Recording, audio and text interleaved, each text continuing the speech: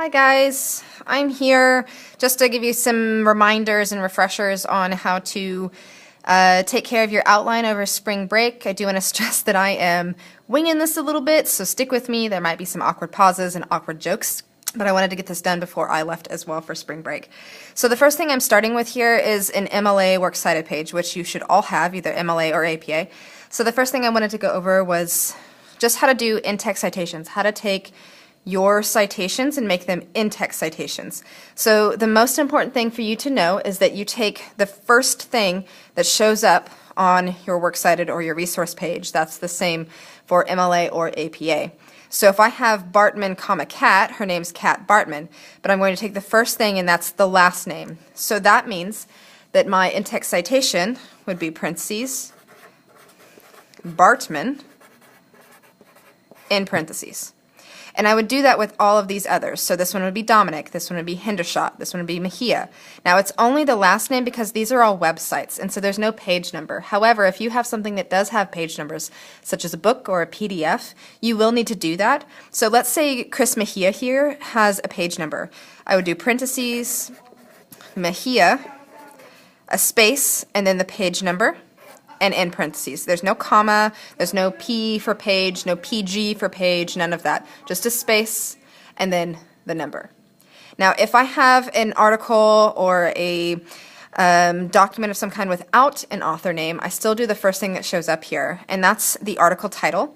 If it's really long like this one, you don't have to do the whole thing in text. So instead what you can do is begin parentheses, quotation mark, Chicago News Director explains.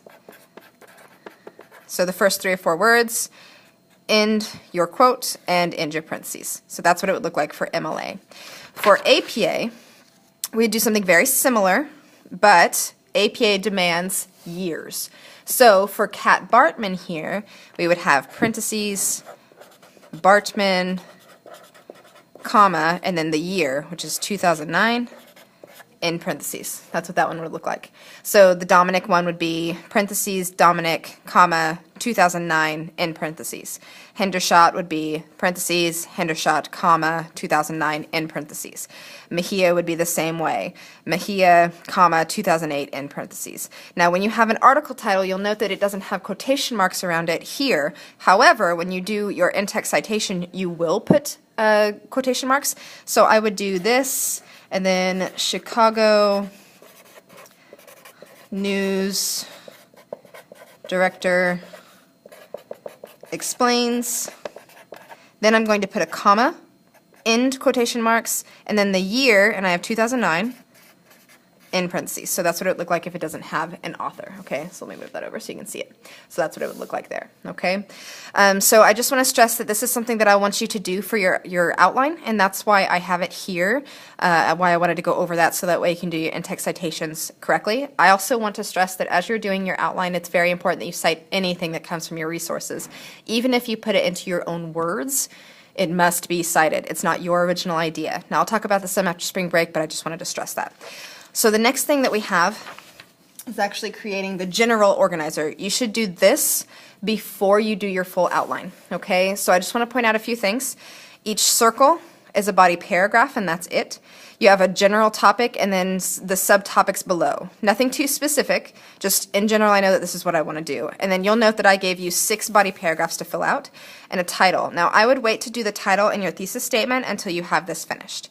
So my topic in my sample paper is user-generated content, okay? So if I have looked through all of my research and I'm trying to decide how I want to break this down, one of the things that I would do is put my main topic right here, okay? So what do I want my first body paragraph to be about? Well, I would note that there's an evolution that has happened here. So I would put like evolution here. And then I'd say, okay, what do I need to talk about when it comes to an evolution of user-generated content? Well, I would want to talk about how it started media controlled, started with media.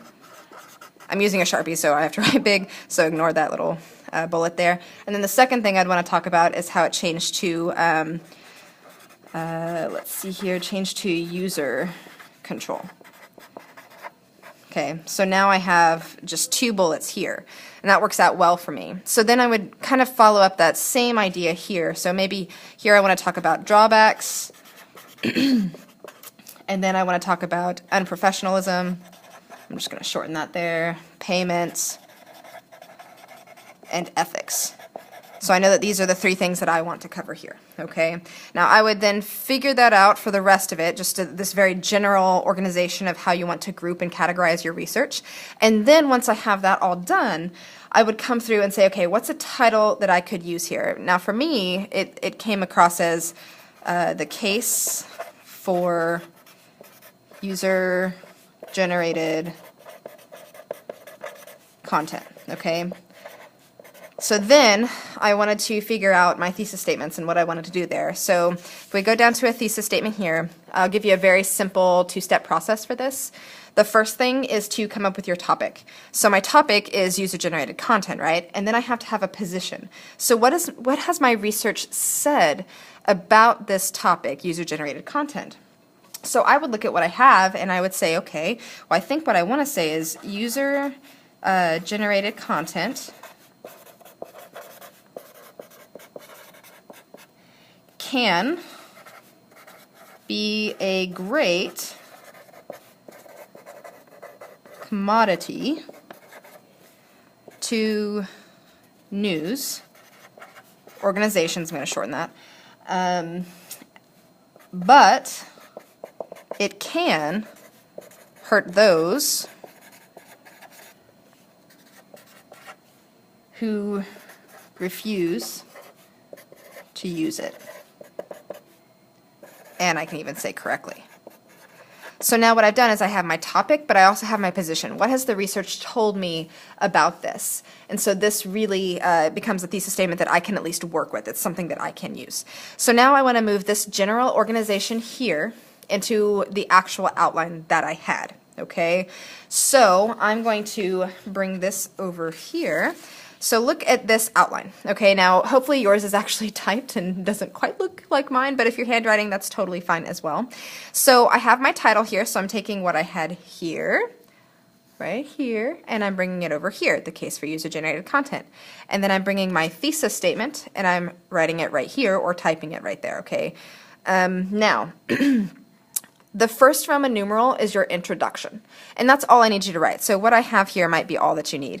So then A is really just the background, okay? Kind of the hook, something that you want to catch your reader with. You do want to bring them into your paper and away from the real world. So I decided to go ahead and try and come up with a scenario. So a person records a major event, which is user-generated content.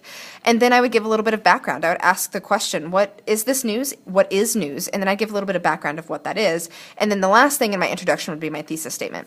So if you want to, you really could just write what I have right here, or type introduction, attention grabber, background, and thesis. That's good for the introduction.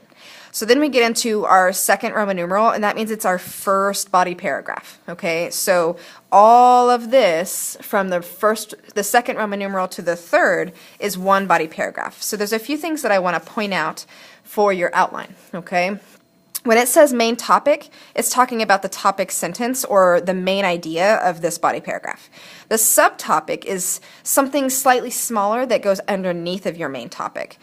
Your supporting detail is your evidence with a citation. The lowercase a is the synthesis analysis. So I just want to stress that synthesis analysis is you explaining the significance of that evidence, and it is you maybe combining 2 pieces of evidence and really breaking down how these go together. The lowercase b's are kind of optional. They can end up being a transitional sentence for you. I want to stress that we should be transitioning within body paragraphs and not just between. That might work better here, though. So then you just repeat the pattern. We have evidence with citation, synthesis analysis, and maybe a transition. And then this becomes our second subtopic, evidence, analysis, transition, evidence, analysis, transition.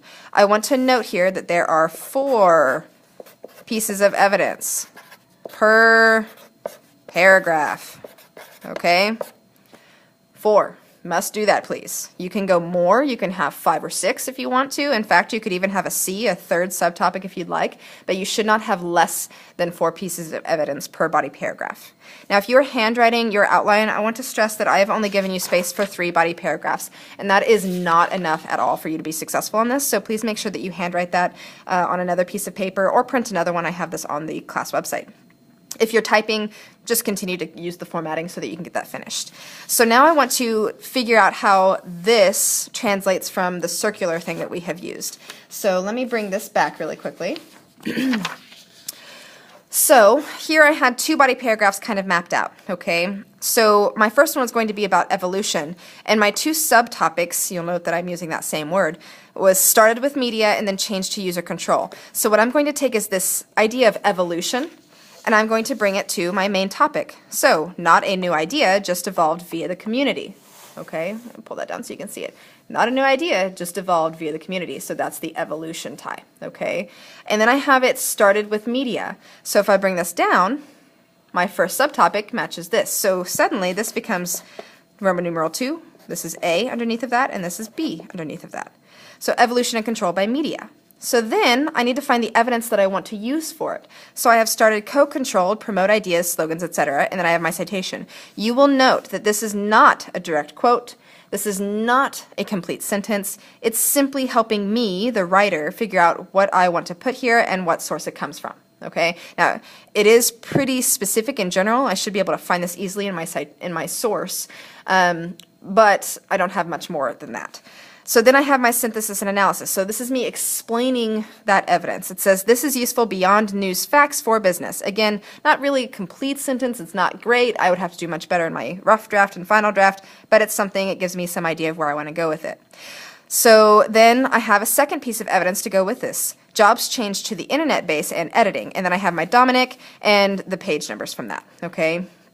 Then I would have some sort of synthesis and analysis. I would need to explain that. Now, I didn't do it here just for the sake of time, but that's something that you would need to do. I also might put in a transition right here so that I can move between the evolution and control by media to now my second one here, the change to user control. So now it says change to user-generated content and control, okay? So it's really important that you are transitioning in some way to that. So then I have some evidence, and you'll note, again, not a complete sentence. I just know specifically what I want to say, and I have my citation. Of course, then I would need some sort of synthesis analysis actually written or typed up. Again, it can be a fragment. It can be a few words, just things that you want to say about that. And then I have news started using it, I have the citation, and then I would have my synthesis and analysis here. Now I want to stress that you may not end up having 2. You might have 2 pieces of evidence back to back, and then you might explain both of them together. That's called synthesis, where you are putting things together down here instead of up here. But you might want to mark for me as your teacher that this is synthesis combining those 2. Okay? So that's how you take this and move it into an outline. Okay? So a few key things that I just want to remind you of as you are working through this. You need to have at least 4 pieces of evidence with citations per body paragraph. You will probably end up with at least 5 or 6 body paragraphs, if not more. And then I want you to try your hardest at a thesis. In case you can't tell, I'm ready for spring break too. So, if you have any questions about that, please let me know, and I will be happy to help you. Remember, my email is rsimmons1@usd259.net. Hope you have a great spring break, guys.